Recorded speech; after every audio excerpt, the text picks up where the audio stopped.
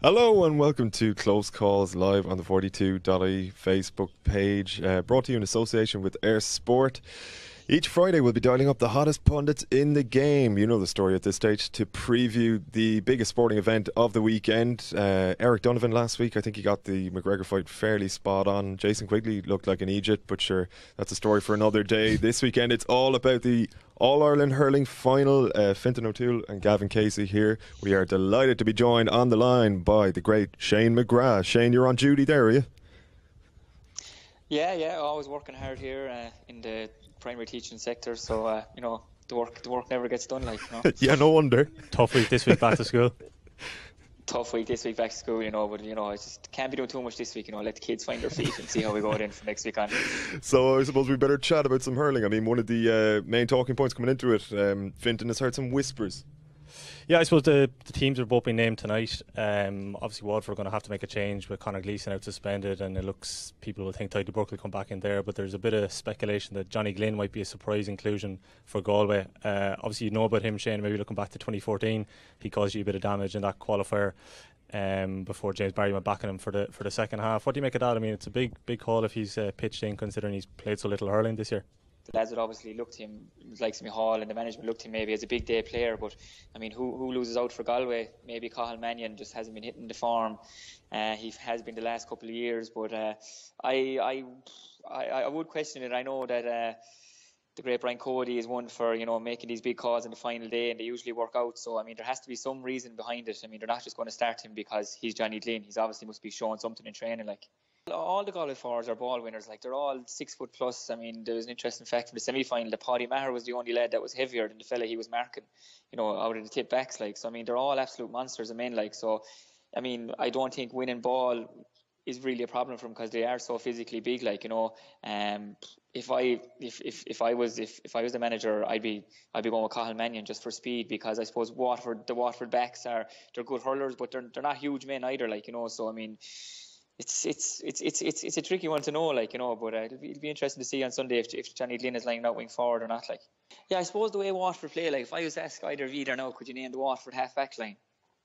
And you might struggle, because you just don't know the way they line out. They don't actually have a certain half back line.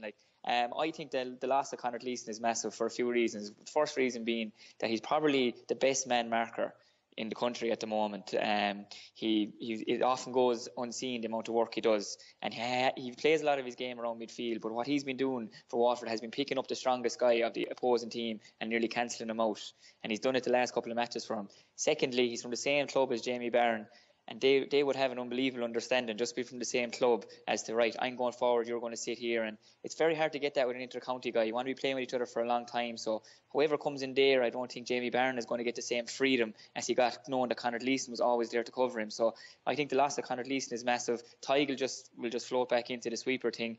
It's what happens then after that, because Galway forwards are on such good form that if just say you mark Conor Cooney, Joe has a massive game, you try and mark Joe, next thing Conor Whelan, who's in line for Hurler Deer, has a massive game. So it's going to be a tough task for him on Sunday. But I think the loss of Conor Gleeson, you won't actually realise how big of a loss he is until maybe 10-15 minutes into the game there.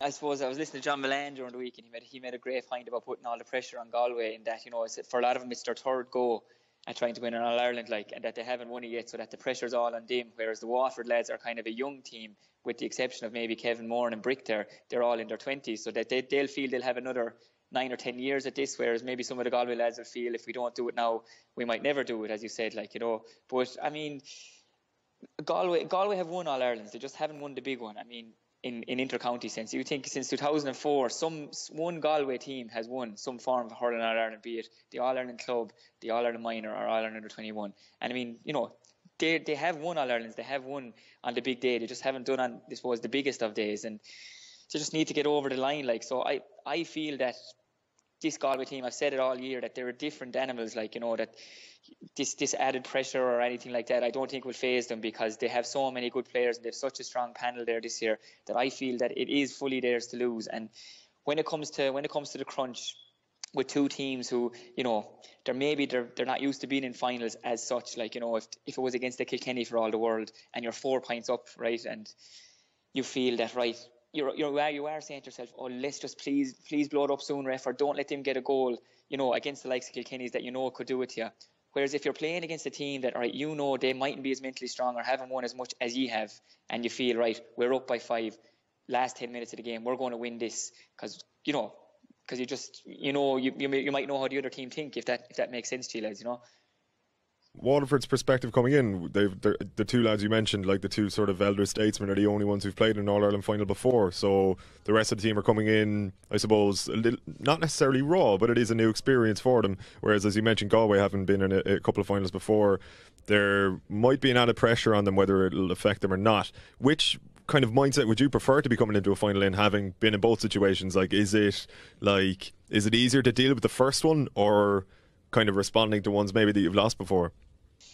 Having a bit of experience of all dealing with that and knowing how to just, just delegate all them jobs off to people, it does take a bit of weight of expectation off you. And lads, I suppose you just can't buy the experience of that first 2 or 3 minutes doing the warm-up with 83,000 people there, because we don't get 83,000 people as hurlers. The football lads would, and rightly so, because it's more counties play football. But as a hurler, you can't factor in the buzz that you're on for about 3 or 4 minutes doing the warm-up there when you hear that roar of 83,000. And, if you kind of have the bit of experience from being there before, it does definitely help for those first few minutes anyway, I feel like. Well, Shane, we better let you get back to a few kids that need sorting out there. But before we do, I suspect, given what you said there, you're kind of half leaning towards Galway this weekend, do you? Yeah, I have been. I suppose not going to change my mind. I've said it a few times they have. I feel that they're 5 or 6 points the better team. I feel they're in a very good place. They're a very solid team. They're very experienced. The bit of pressure, I don't think we'll get to them. I feel they're really, really steeled up psychologically now this year. They have a great man in Micheál Donoghue. He's led them the right way. I'm hoping for a good game of hurling, but I suppose the Galway lads won't mind. So I'm just going to give the nod to the Galway boys. Galway by 5 for me. Interesting. A lot wider than a lot of people would have it, I think. Yeah, but I think he's probably going with the consensus is Galway. I think most people kind of feel like, third final in 6 years, that their time has come. Sweet. Yeah, and I know everybody wants to see Milan ride that horse down through the Keys. Not everybody, Shane. Shane, top man. So all right, thanks. Thanks a million. Speak to you soon. Enjoy it. Bye-bye. Well, there you have it from the man himself. It's an interesting one. Obviously, Shane would have had experience, or I'm sure he'd be wanting the best for Joe Canning in the final as well, having played with him all those years ago. Which way do you see it going? I suppose going back to the question there about like whether it suits Waterford better or Galway better in terms of like the psychological state. It's a difficult one really to break down, because like as Shane says there, Galway could be fairly hardened by those defeats. Like they're not always debilitating, particularly when you're in a new season and you're back in the final again. They can't stand to you. Whereas Waterford, we saw against Cork, particularly towards the end, say when Patrick Horgan swung over those or Horgan added the second point, Cork scored 2 in a row, and it looked like they were about to pull away even with 14 men, and then Waterford kind of in the clutch, to borrow an American phrase, really kind of, balls to the wall stuff, got it done. So they're both hardened teams coming into it. Like I don't think any of them or either of them are going to have hang-ups. No, I don't think either will have a hang-up, but I definitely think there's a big pressure angle here for both teams, and maybe probably more so for both sets of supporters, because people have been waiting their life, haven't seen this happen in their lifetime, and they're probably going to be thinking it's a little bit easier to swallow. Like when Waterford got hammered by Kilkenny in 2008, you could say, okay, we're playing one of the greatest sides of all time. Similarly, Galway, as tough as it was to lose Kilkenny in 12 and 15, similarly, it's Brian Cody's the side that he's formed. You kind of, maybe it's a small little consolation for you, but I think if you lose on Sunday, it's going to be a tougher one to swallow, especially you're going to see such celebrations around you. You're going to see another side finally kind of end at their famine, and you're going to be wondering, is this ever going to happen for us? The one thing both of them do have is that they have experience. Like it's like we said, the third final in 6 years for Galway. Derek McGrath has this Waterford team on the road for 4 years, so that they have been building for it, and they will both hope that they're kind of mentally ready, and that they'll both, I suppose they'll both be arguing they'll feel that their time has come, and that they can finally get over the line. Big time. We'll have to see how it plays out. We've got a pair of tickets by the way for the big game. So if you want to enter a competition to win them, all you have to do is send your score prediction in the comment section. We will be picking a winner later today, so even if you're watching this video back in a while, feel free to launch it in there. We'll check them all out, and one person will get 2 tickets to the All-Ireland final. We did catch up with, on the topic of Kilkenny, Mr. Jackie Tyrrell, who gave us a prediction as to how things might unfold this weekend. Here's what Jackie thought about the big one.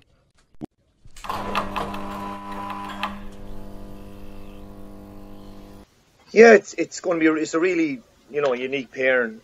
Waterford haven't won an All-Ireland since the 59, Galway the late 80s, so there's a real freshness, there's an appetite out there, and that's reflected in the interest for tickets for All-Ireland and demand.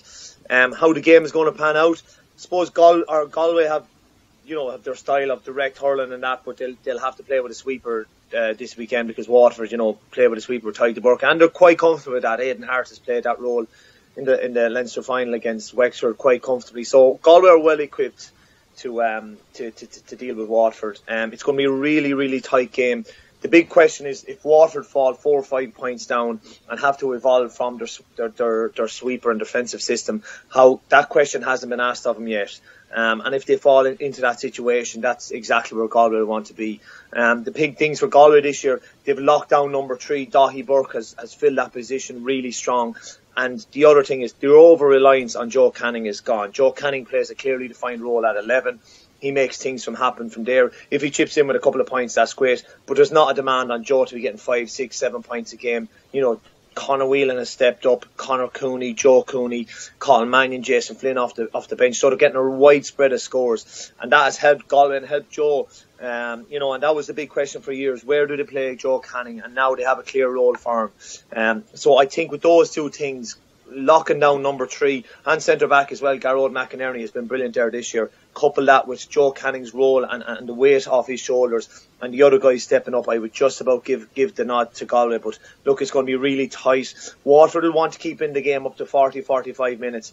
Bring Maurice Shanahan in, where they have a direct route, or they have a focal point of their attack, and they can just hit ball in there and see if they can get scores. And that's what Waterford will be trying to do. But I'm just about giving the nod to Galway in a very tight affair.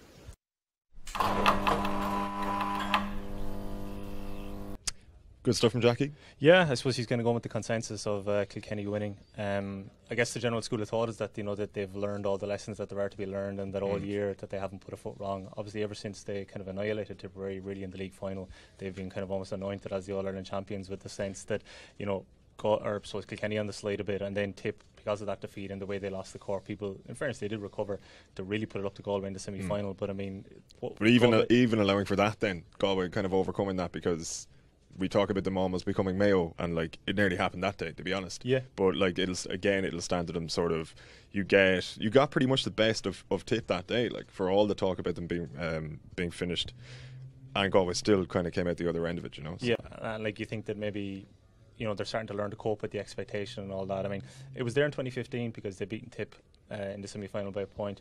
And one thing I always remember about that game was that they had won the minor match in 2015, the final, and the place was absolutely electric before the senior. I remember something similar happening in 2013. Mayo won the minor football, and there's a sense that okay, we've won the minor, and the supporters are all getting behind it, and they're starting to think their time is now.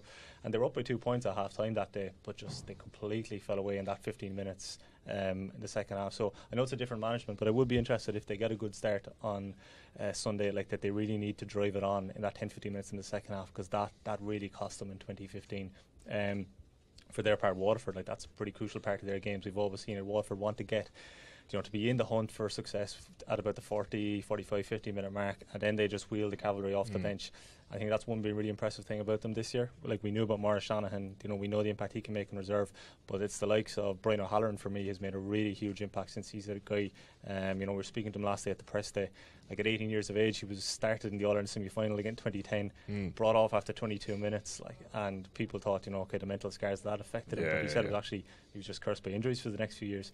But he scored, I think, in 3 of the 4 games he's come on this summer. So I think that's Derek McGrath's plan: stay in the game, be in touching distance on the scoreboard at about the 50-minute mark, and then hope he can push those subs into action to finish the job off. Yeah, it's a thing, and we've seen it implemented now, I think, across both sports. And Paul Kerrigan, who we spoke to on this show only a couple of weeks ago, that was Cork's plan against Mayo in the football as well, was to literally just stay in touch until 20 minutes ago. Then you bring the impact lads off the bench, and as you said, Waterford have that in in plenty.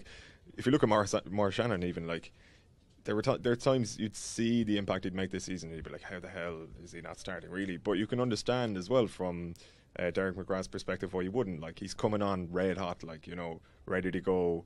He's almost given his approach to the game anyway, and he's got this sort of maniacal quality to him. He probably doesn't necessarily need to kind of like get up to the speed with the game or whatever. He just kind of comes on and makes an instant impact. And he seems to make an impact at that time when, you know, defences are tiring a little. Yeah. I mean, we saw it last year in the replay against Kilkenny, got 2 points, got a great goal against Kilkenny in the qualifiers this year, got a couple of big points against Wexford. So, I mean, it's a testament to the man management, because, I mean, we were asking Dan Shannon about this at the press day last week. I mean, it's got to be pretty difficult when your older brother's the selector and you're not getting picked, and like you were an All-Star 2 years ago. Yeah. Everyone knows that you're a class forward, but it's just probably a testament to the way that the players kind of buy into Derek McGrath's vision that, you know, okay, Shane Bennett, you basically run your socks off 40-45 minutes on Jake Dillon, then you come off and other guys get on, and the most important thing at the end of the day is that we get the victory. So I think that's the kind of plan that Waterford will look to map out, whereas I think Galway really want to hit the ground running in the first half of this game, maybe start sowing those seeds out.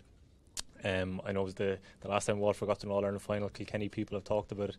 Players, that was their strategy. They really wanted to just blow the kind of Waterford crowd and team away in the 10-15 minutes. I don't expect that to happen on Sunday, but I just do think there is something to that Galway, having, you know, it's their third final in 6 years for these players, that they want to kind of maybe give the impression, you know, okay, look, we're used to this stage. You know, for a lot of you, this is your first time, and I suppose just to kind of really, you know, kind of get that tempo up straight away and kind of put those scores on the board. Yeah, Brian Cody got man of the match in that 2008 final. He did, a decision I quibble with. You know, they really had to call it, didn't they, instead of bottoming. We've got some predictions coming in here. Pader O'Rugon, apologies if I botched that one, Pader. Be a close match, he says, but Galway will win in a hard-fought match. Aidan Delaney says, as much as I want Waterford to win, it'll be Galway by 4. That's a real... If you are from Waterford, Aidan, that's hugely pessimistic. I don't know how you can understand, or how you could expect to win tickets to the game with that kind of an attitude. It's appalling stuff. Don't deserve to go if you're not going to back the county, you know. Are you going to be shouting for Galway as well, Aidan? God almighty. Speaking of Waterford players kind of coming up in the clutch, just before we came on air, you mentioned Jamie Barron to me, and he's been a lad who's been at it all year, really. Like, yeah, I think maybe this is the year. I suppose, you know, he was an All-Star last year. He's starting to gain the recognition. You know, interesting guy. I mean, I remember seeing him play underage. Like, he played cornerback for the under-21s one year. He was like a forward for the minors another year, but then like it's really at midfield that he's made his name. And I mean, when that game is opening up, as we saw in the Kilkenny qualifier, second half against Cork, albeit the space was kind of granted them by the fact that they had an extra man, he really does exploit it. And I think, I mean, the big question mark over Waterford this year was at full time in that qualifier against Kilkenny. I mean, like the way Kilkenny reeled them in, like just refusal to die, pegged them back. And I mean, like Waterford have said that there was a sense of calm in the dressing room afterwards, that they still felt there was time, but you'd have to imagine in the back of the players' minds there must have been, you know, a little seed of doubt. I mean, like, God, you know, we're not going to beat these guys. But like, he really stood up an extra time. And I mean, like, there's I suppose a big name GA player who retired this week, Sean Kavanagh, his sidestep in Gaelic football, a lot of people talk about it. Like I think everyone must know that Barron is going to do this jink, but no one seems to be able to stop him when he gets the ball. Yeah, the Aryan Robin of Waterford. Yeah, and he always just creates this extra yard of space, and he's just brilliant to watch. Like, you know, and I think if he has a big game on Sunday and Waterford win, I think he's really a front runner for Hurler of the Year. I just think he's been fantastic. But I'd expect Johnny Cohen, I think, will match him. He's been a big player for Galway since he moved out from defence to midfield over the past season or two. So I think you know, Micheál Donoghue will know well about Barron's threat, and it's about kind of tracking him and kind of denying him that space to get those scores. Yeah, you mentioned the Kilkenny qualifier there, and I think that probably certainly not in Waterford, but I think in the grander scheme of things, it's maybe underestimated in terms of like the trajectory of their season, because if you look at both teams coming into this now, so we mentioned Galway against Tip. Galway kind of survived that scare, if you want to put it that way. It's maybe a little bit disrespectful to Tip. And then Waterford, like with the Kilkenny game, I suppose both counties survived games that could have actually pretty much ended them as teams. Like in terms of, there would have been lads just stepping away going, look, it's not going to happen for us in my career. And you know, you're probably talking about changes in management and things like that. So like the fact that they've both come through it, like it just makes me think both of them are going into this like with really no trepidation, I suppose. Yeah, absolutely. I mean, like the the psychological angle is really interesting, because I mean it's the accusation being put at Waterford teams for years can't beat Kilkenny in Championship. The Galway thing is like Galway can't do it in Croke Park on the big days, and I mean they probably played better in 2015 when they beat Tip overall than they did a couple of weeks ago, but they still got over the line and they showed, like, you know, winning ugly, I suppose is the phrase. And for Waterford it was just about finally beating Kilkenny, and like they did it in style that night. So both of them have kind of smashed through those psychological barriers. I think Galway's one is a bigger one that they have one left to overcome is to win that final, you know, just because the county's been in so many of them since 1988. I mean, like that's that I think we were referring to earlier, but like they've won 21 minors and club titles in Croke Park. I was going through it, like I mean about 20 of the squad have experience winning an All-Ireland final in Croke Park. So I mean, if you're trying to prepare them for it, you'd think like there's no excuses, lads. You know how to win an All-Ireland final in Croke Park. You just got to do it with a different team and on the senior stage. That's exactly it. And I think we'll regardless of what happens on the day, like I think we'll see Galway's players stepping up. Like I just don't think there's anything kind of holding them back now anymore. Like a couple of comments coming in here. Peter Scully, everyone's going for Galway, by the way. Peter Scully says Galway by 1. Late free by Joe Canning from distance. Hawkeye. That's a fairy tale thing, isn't it? Hawkeye to display thaw on the big screen. 29 years of hurt over, says Peter Scully. Fair play to you. Maura Glynn, may or may not be a relation of Johnny. Draw, and the search for tickets will start again on Monday. I mean, we were talking about this. Like you mentioned, you've friends coming back from like America or Central America. Central America travelling. Another friends come back from the United States. I mean, I know this gets said every year that, you know, God, the ticket hunt is mad, but I think there's an extra sense this year because it's two sides, both aiming to end their respective famines, and I think there's maybe a desperation in each county going, you know, like Waterford only been in 2 finals since '63, so like, you know, this doesn't happen every time, lads. And then I think Galway, maybe it's a thing that, like, you know, God, this could finally be it, like, because they're not playing Kilkenny or Cork, the counties that they tend to lose in finals. So I definitely think there's a bit of an added desperation for tickets this time, but as happens every year, everyone seems to get sorted by Saturday night, Sunday morning, don't they? Yeah. Well, there'll be another person sorted hopefully by the end of this video, or a little bit later on if you want to check in. So keep the predictions coming. Before we go, what do you reckon? How's it going to go? I'm going to go with the consensus. Not trying to be wiser, but I have thought Galway all year. I just think that they were building, and I just think the way that, you know, third year in a row getting to the last 4 stage, I think the game against Tip was the big one for them to overcome. Waterford, a brilliant team, and I think they've really progressed this year. For all the talk about the sweeper system, I definitely think they're playing more expansive hurling, but I just think they're going to come up against the better side on Sunday.